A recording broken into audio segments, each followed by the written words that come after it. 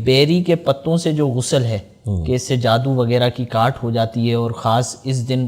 کے حوالے سے اس کی ترغیبات موجود ہیں، تو کیا کہیں گے آپ؟ دیکھیں، دو طرح کی باتیں ہیں یہاں پر۔ ایک تو ہے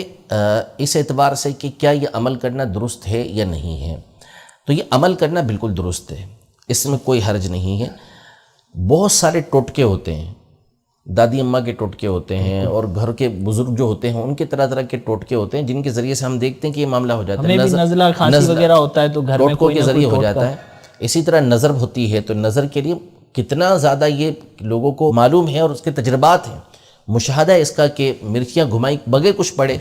آگ میں ڈالی نظر اتر جاتی ہے۔ بالکل۔ تو ہوتا یہ ہے کہ دیکھیں، جتنا بھی علاج ہوتا ہے نا، چاہے وہ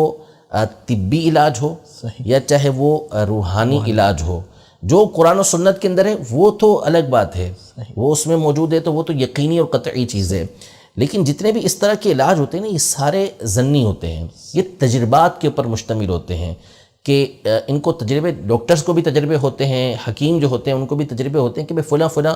فارمولے کی چیزیں آپس میں ملائی جائیں گی تو نتیجہ کیا نکلے گا کہ اس طرح کا ایک کمپاؤنڈ بن کے ایک دوائی بن جائے گی جس کے ذریعے سے یہ بیماریاں، یہ جو درد ہے یہ دور ہو جائے گا۔ کھانے والے کو بالیقین 100% شفا ملے، یہ تو نہ ڈاکٹر دعویٰ کر سکتا ہے، نہ حکیم دعویٰ کر سکتا ہے، نہ کوئی اور دعویٰ کر سکتا ہے۔ تو اسی طرح یہ جو روحانی علاج ہوتے ہیں، ایک وہ ہوتے ہیں کہ جو قرآن و سنت کے اندر موجود ہیں، وہ تو ظاہر ہے اس میں تو کوئی شک و شبہ ہو ہی نہیں سکتا۔ باقی یہ جو بزرگان دین رحمہم اللہ اجمعین کے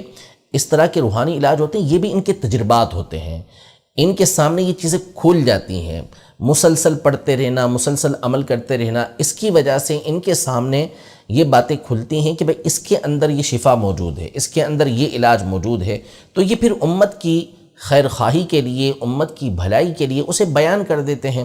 اب اس کا تجربہ ہوا کسی بزرگ رحمۃ اللہ تعالی علیہ کو، انہوں نے آگے بیان کر دیا کہ بھئی اگر کوئی ان پتوں سے نہا لیتا ہے تو پھر اس صورت میں سارا سال اس کی جادو سے حفاظت رہے گی۔ تو انہوں نے جب یہ دیکھا تو پھر آگے بیان کر دیا اسے۔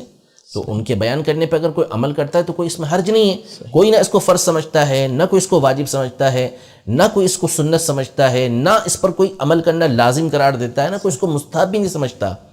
فقط اس کو جائز سمجھا جاتا ہے کہ جو ایسا کرے گا اس کے لیے ٹھیک ہے، کوئی اس کے اوپر گناہ نہیں ہے۔ ظاہر ہے کہ اگر کوئی نہا لیتا ہے تو اس نے کیا کیا؟